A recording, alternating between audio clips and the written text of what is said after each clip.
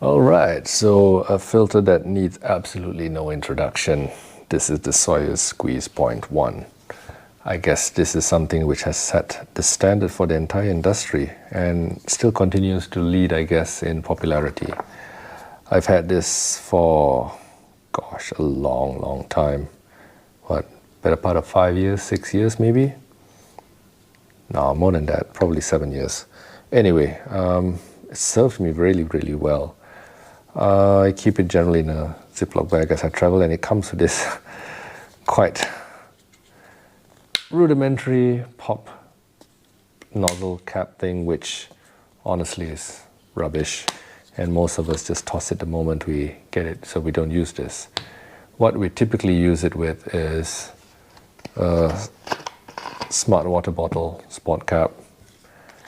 Fits on the same because it's a 28mm standard thread. Pop it, use it, okay, and close it back. Perfect.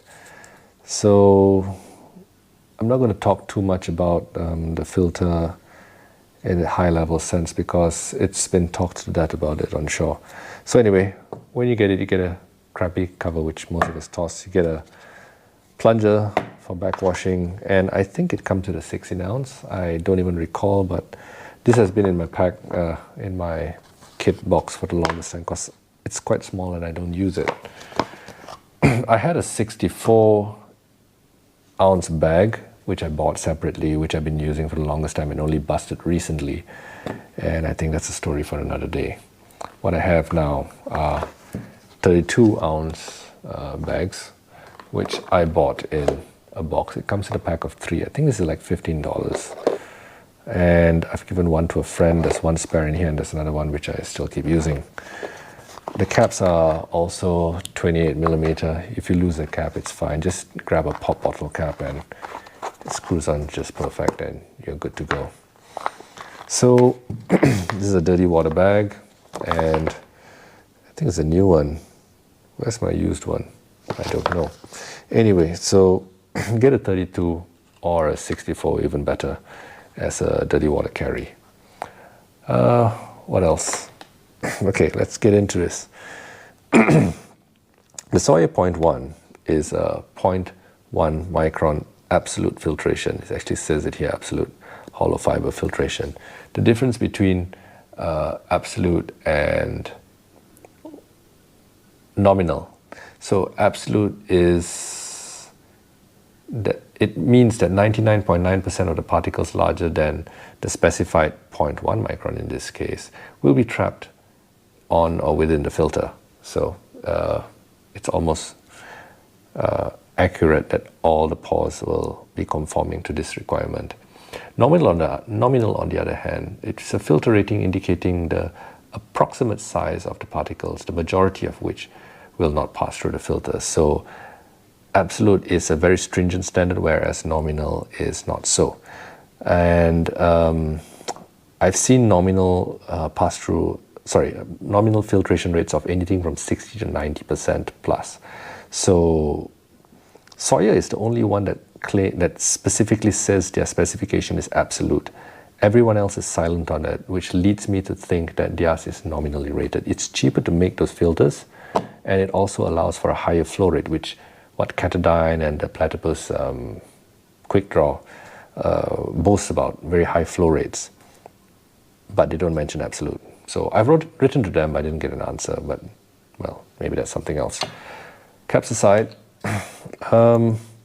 what else? If you saw my Platypus QuickDraw video, you notice that the filter membranes at the back is actually visible, which makes them, I guess, a bit more prone to damage, but probably what allows it to do that. What's it called? Shake to clean? Where else for this you need to backwash it. So what they provide is this plunger, which is a 50mm plunger, and you're supposed to press as hard as you can to backflush. They assure you that you can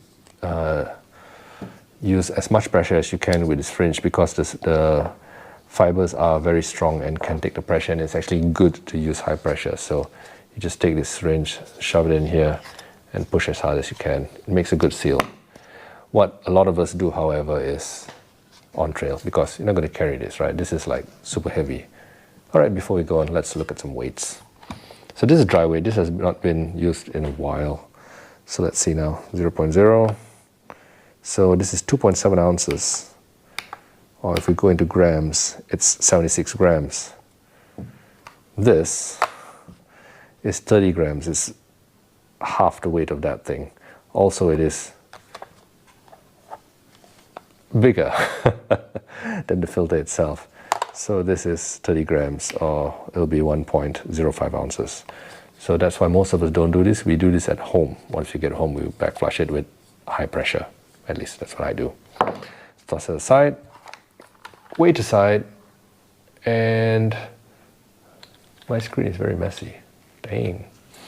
So what most of us do is we use the smart water bottle spot cap, or if you don't have access to smart water bottle spot caps, a lot of mineral water bottles now some of them come with an optional smart cap. Just get one that fits.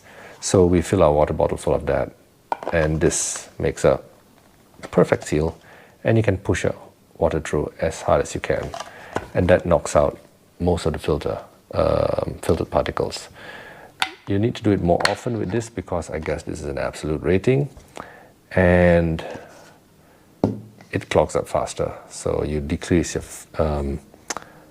flow rate. There is so the Platypus QuickDraw claims that it is the only one that has integrity testing, whereby you can check for failed membranes. So for the longest time, everybody has said that the Sawyer is not able to do that. And I was mucking around, and I've always wondered why it had this ridge here, which is actually quite unnecessary. And you have these little holes here which they've burnt in to lock it into place. So if you give it a proper twist, which is really tight, yeah, so once you break that seal, you can actually unscrew your Sawyer filter. And a number of people have shown this on the web, that you can unscrew it, and that's what you get. So this is stuck onto here, but if you pull this off, this seals against the top, and this seals against the bottom. And the first time I did that and I knocked it out, there's still some sand here, but I knocked out a lot of sand. So I'll try and show some figures here, but there's like a mesh around the outside, and then you have the filter bundle, and then you have the filter pores. So just like everyone else, they just bend a bunch of filter membranes here and epoxy into place, then shave it off, I guess, which gives it the open pore structure. You can actually see the white here. This is probably where they shaved it down to. So anyway, going back to the integrity check which I spoke about, the whole point of the integrity check is to find out if there's any broken fibers, right? So it would stand to reason that the method that is used for the Platypus, if you could replicate it here, you could do the same. So since there's an O-ring here between the O-ring and the body, and you can unscrew this top, you should be able to do the same thing, flush about 1 liter of water straight down here to make sure the membranes are totally soaked up, flip it up and start to press out to see if any air comes out. So in the past, because this was like this, you couldn't see the membrane, so you couldn't look for bubbles. But if you can unscrew this, you are now left with exactly the same visibility as the Platypus QuickDraw. So do exactly the same process, press it, and if you see continuous bubbles, then your filter is compromised. If not, your Sawyer squeeze PointOne is good to go.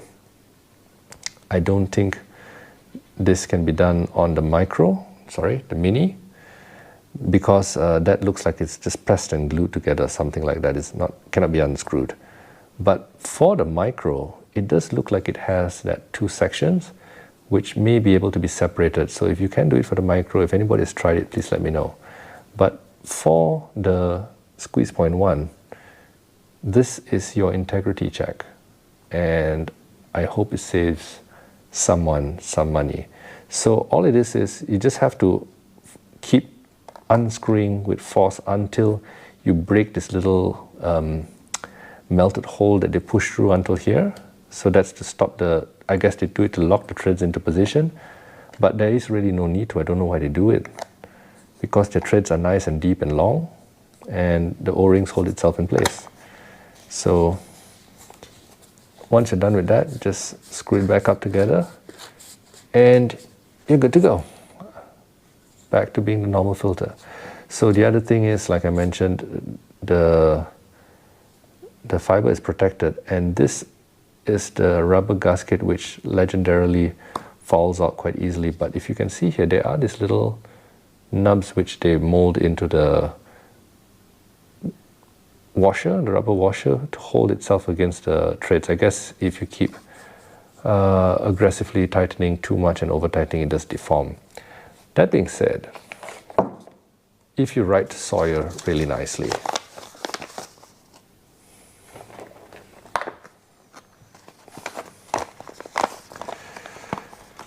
they will write back and send you a bunch of spare washers.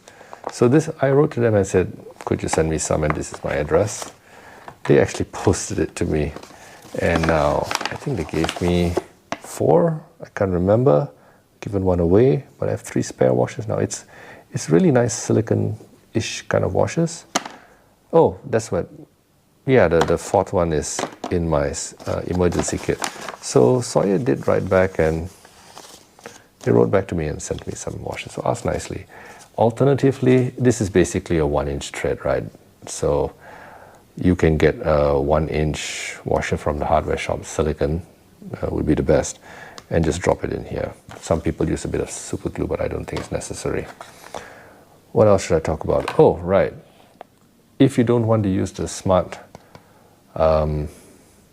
sports cap, or if you don't have one, you can get this coupling. This is like, I don't know, $2 or $3 online, and that allows you to basically just couple your water bottle like this, and couple your water bottle like that to the filter. This allows for 2 things. One is for back flushing, another one is for gravity. So gravity feed, you'll have to loosen it a little bit because you need air to escape from your bottle, and just let it be loosely connected there, and that drains down. So that's the Sawyer coupling. There is one more thing, 2 more things actually, this and that. So if you look online, we have the Sawyer filter itself, crappy cap that comes with it, spare caps, which I really like. It's just a standard 28 millimeter. If you lose it, just use any old pop bottle cap and your bladders will be good to go, pouches good to go. You have the Sawyer coupling, which not everywhere sells it. I got this in the States when I was there. You can buy this in Malaysia, but this is not so much. For gravity feed, mine came with this. It's supposed to come with the female part as well that comes on the end here, but for whatever reason mine didn't. So for gravity feed system, you want to go through a bladder, or you want to do inline, that's actually for an inline filtration system from a bladder. Your hose can actually plug into here, and then if you imagine another one over here, it goes out to your backpacks, the mouthpiece. That's how you do an inline filter, or you can use it for gravity. You can put your hose on here, or you can use this coupling onto your bottle. But if you don't have this coupling, there's an alternative. This is basically a little science experiment thing where it's a vortex coupling. So what you're supposed to do with this was formerly long, I cut it down a little bit. You're supposed to put 2 bottles connected, one full of water, one empty, and when you make them stand up, the water flows from the full bottle to the empty bottle. And because of this orifice here, you will see a vortex forming in the water. So this is basically a science kit. And since it's 28 millimeters, it fits perfect. So you could use this as well. It's made quite well, and this is a nice durable plastic. So that makes a good coupling as well. The difference is, I don't know, I think it's a tiny, tiny fraction heavier. So if you do this, this is ounces, 0.2 of an ounce, 0.3 of an ounce, as suspected. It's a different plastic. So this is 9 grams, and this is 6 grams. Marginal, but yeah. And also this is thicker because it has that shelf there and all that. Sorry, longer. So, but if you don't have any access to buying this coupling, just get this. And this is also cheaper. I think this is like 50 cents or $1. Anything else? We've talked about this, we talked about this, we talked about this, this,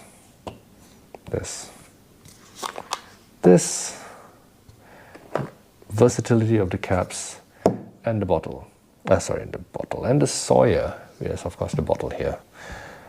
What else can I talk about it? All right, so a bit of technical ranting now, I guess, or discussion.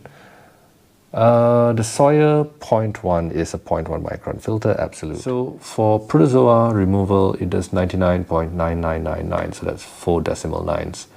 And for bacteria, it removes 99.99999, that's 59. Anyway, decimal nines. So it removes practically everything.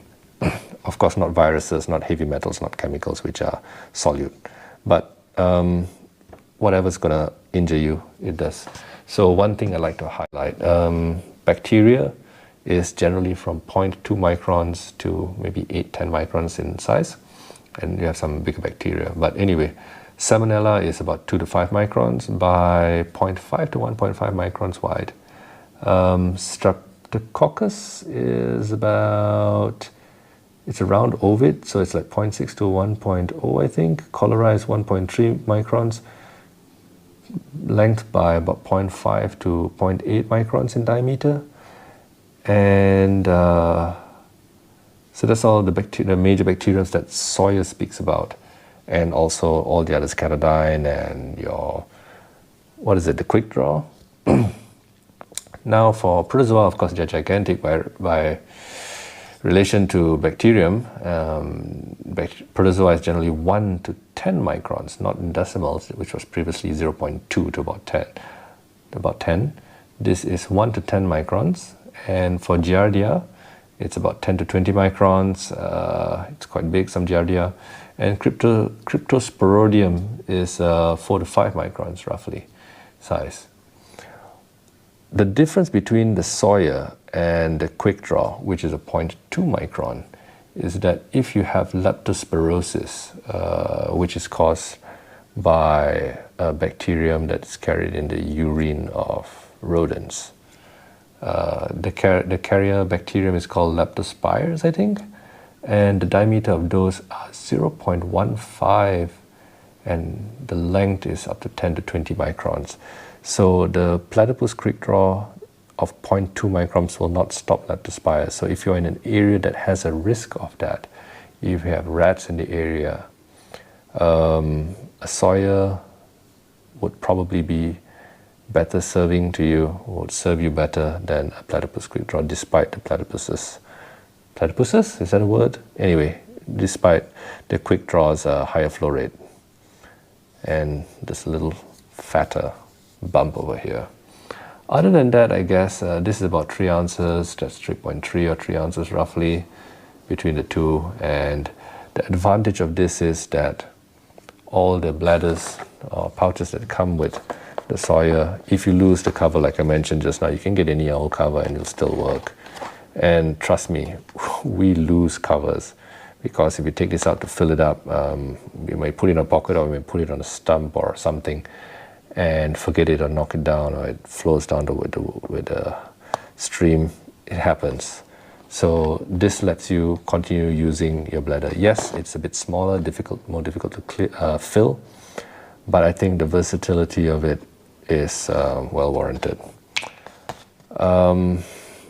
There is something else which I'll talk about in another video, but that's called